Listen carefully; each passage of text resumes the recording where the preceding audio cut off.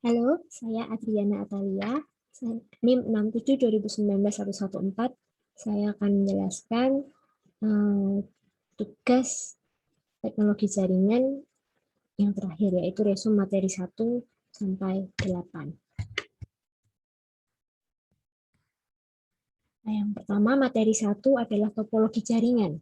Jadi, di materi 1 kita sudah belajar bahwa topologi jaringan adalah suatu aturan bagaimana cara menghubungkan komputer satu dengan yang lain.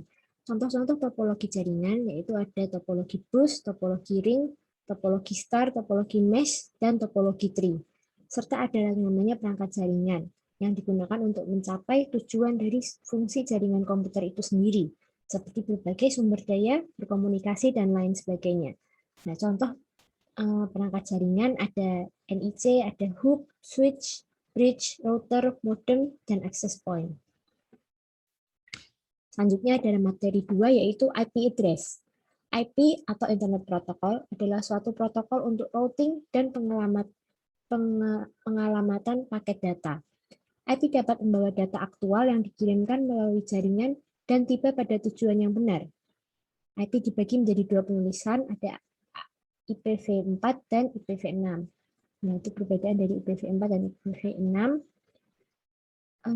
Juga IP address ada dua macam, yaitu public atau yang digunakan di internet atau jaringan publik, serta private IP address atau alamat IP yang digunakan di jaringan lokal. Nah, IP address ini tidak dapat mengakses keluar atau ke internet. Setelah itu subnet mask. Subnet mask adalah alamat yang digunakan untuk melakukan masking atau filter pada proses pembentukan routing supaya hanya cukup memperhatikan beberapa bit saja dari total 32 bit IP address. Contoh subnetting ada IP-nya 192.168.0/27. Itu kelasnya. Nah, jika subnet mask tadi dibuat desimal jadi 225, 225, 225, 224. Lalu dibaca di binary, setelah itu dihitung jumlah subnetnya, jumlah hostnya, dan jumlah blok subnetnya. Nah, ini contoh dari subnetting.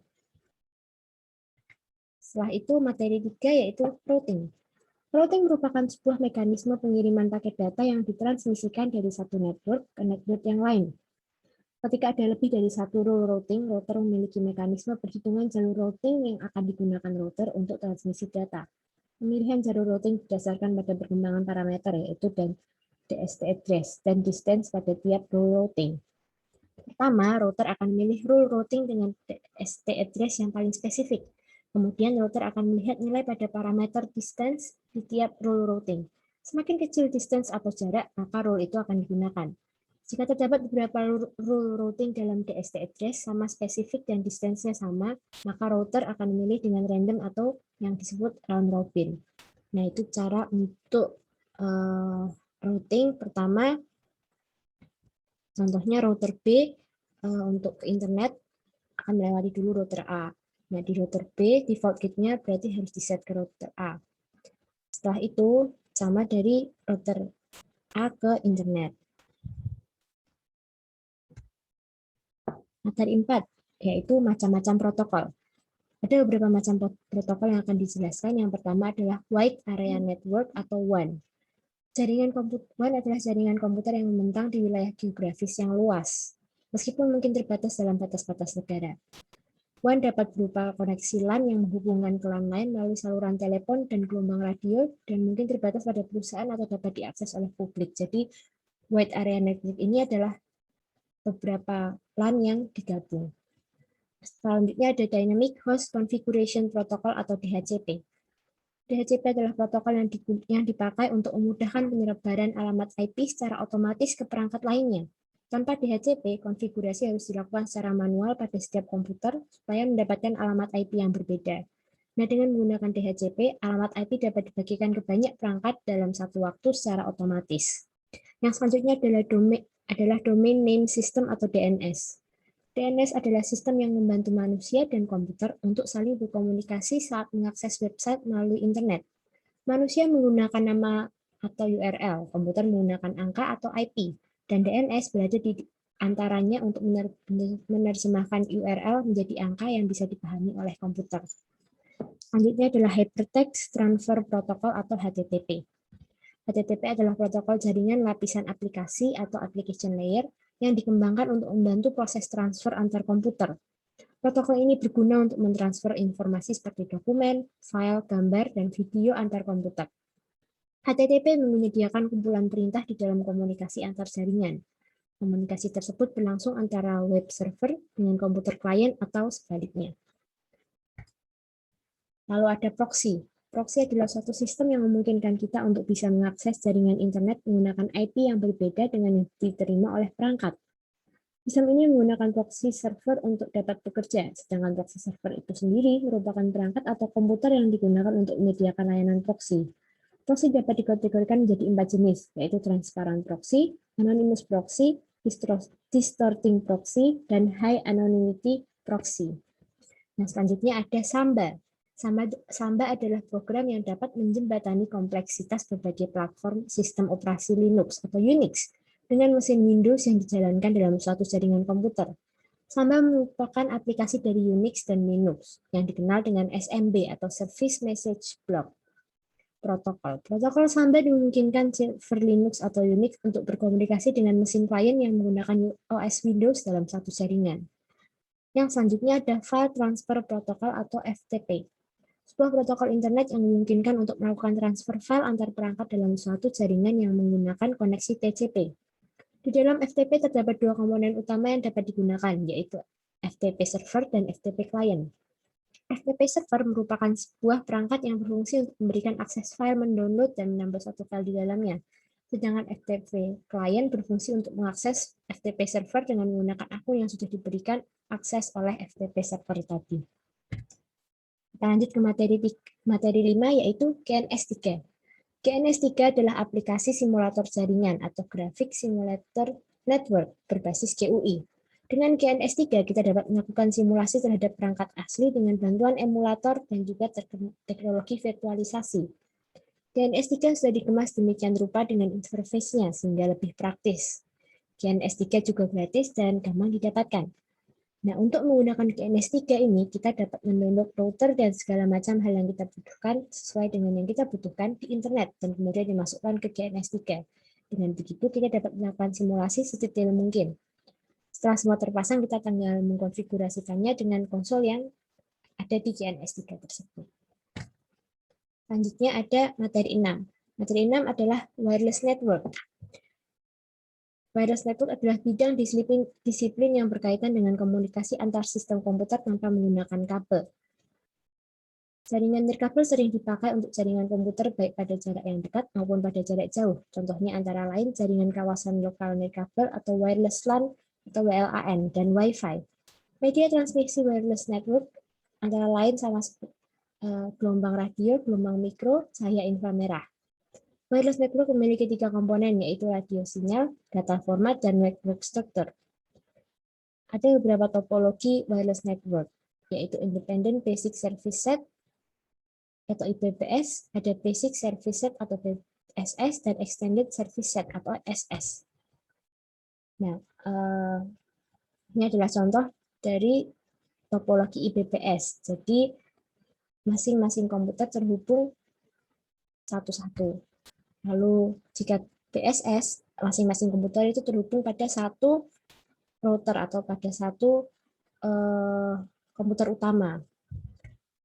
Ada lagi yang namanya ESS. ESS itu semua terhubung pada satu komputer yang sama yang diatur oleh seperti servernya. Lalu ada yang namanya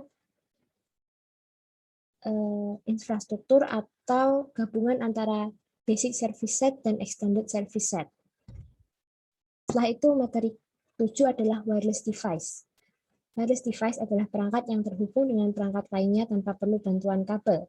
Nah, sama dengan wireless network tadi, media transmisi wireless device adalah gelombang radio, gelombang mikro, dan cahaya inframerah. Contoh dari wireless device itu adalah perangkat yang berbasis Bluetooth dan Wi-Fi. Nah, di materi 7 wireless device, kita belajar untuk membuat low-cost homemade wireless device. Yang kita buat adalah antena kaleng. Alat yang dibutuhkan pertama adalah tang, gunting, penggaris, spidol, bor, serta baut dan mur. Bahan yang digunakan adalah kaleng, konektor SMA, plug TNC, dan RG58, soket TNC, kabel koaksial, kawat tembaga, dan lakban.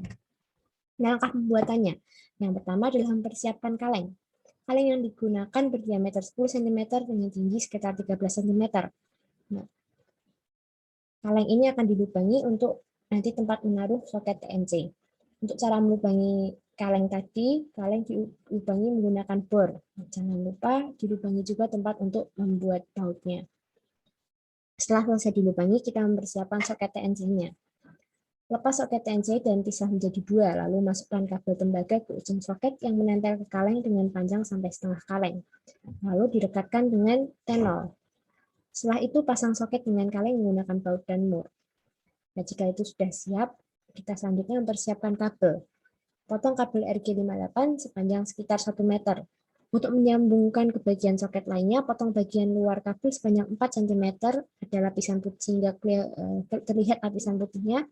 Setelah itu yang lapisan putih itu dipotong lagi sepanjang 2 cm sampai terlihat lapisan tembaga. Setelah itu kita masukkan ujung tembaga ke dalam soket dan rekatkan dengan lakban. Setelah itu pasang bagian soket yang menyambung ke kabel dengan bagian soket yang menyambung ke kaleng. Nah, setelah itu kita menyambungkan kabel yang ke konektor SMA. Di ujung satunya potong kabel sepanjang 1 meter yang sampai terlihat lapisan putih. Setelah itu potong lagi sepanjang 3 mm sampai terlihat lapisan tembaga. Setelah itu sambungan kabel dengan konektor SMA dan rekatkan lagi dengan lakban. Selanjutnya kita beralih ke materi 8 yaitu VoIP atau Voice over Internet Protocol. VoIP adalah teknologi yang menjadikan media internet untuk melakukan komunikasi suara jarak jauh secara langsung. Sinyal suara analog atau yang kita dengar di telepon biasanya dapat diubah menjadi data digital dan dikirimkan melalui jaringan berupa paket-paket data secara real-time atau secara langsung dalam komunikasi VoIP. Nah, pemakai melakukan hubungan telepon melalui terminal yang berupa PC atau bisa telepon biasa. Cara kerja VoIP. Yang pertama, komputer klien 1 melakukan dial ke komputer klien 2 dengan memanfaatkan layanan yang diberikan oleh server IPPX. Setelah itu, komputer klien 2 menerima panggilan dari komputer klien 1. Nah, mikrofon klien 1 menangkap gelombang suara dari user 1 yang sedang berbicara. Gelombang suara tersebut diubah menjadi paket data digital, kemudian dikirim ke server IPPX melalui hub. Nah, setelah itu diteruskan oleh IPPX ke klien 2 melalui hub. Paket data digital tersebut akan diubah menjadi data analog, sehingga akan menjadi gelombang suara yang akan dikeluarkan melalui speaker di klien 2. Nah, tentang VoIP tadi, teknologi yang semakin berkembang memungkinkan untuk pembangunan sentral telepon sendiri, hingga pesawat teleponnya. Teknologi VoIP menjadi dasar dari Next Generation Network atau NGN, maupun jaringan seluler 4G yang digunakan oleh operator telekomunikasi. Teknik VoIP diadopsi oleh amati radio untuk menggunakan internet sebagai relay jarak jauh yang dikenal dengan sebagai EQSO. Dalam komunikasi VoIP, pengguna melakukan hubungan telepon melalui terminal yang berupa PC dengan menggunakan aplikasi untuk melakukan telepon. VoIP juga dikenal sebagai sebutan IP telepon, diartikan sebagai sebuah sistem yang menggunakan jaringan internet untuk mengirim data paket suara dari suatu tempat ke tempat lain menggunakan perantara protokol IP. Dengan kata lain, bahwa teknologi ini mampu melewatkan lalu lintas suara yang berbentuk paket melalui jaringan lokal maupun global yang berbasis paket switch network. Protokol penunjang VoIP ada TCP/IP atau Transfer Control Protocol, ada SIP atau Session Initiation Protocol atau H dan juga H323. Serta aplikasi yang menggunakan VoIP contohnya Skype, NetMeeting, dan Xlite. Berikut materi yang sudah kami pelajari dari materi 1 sampai materi 8. Sekian presentasi saya. Terima kasih.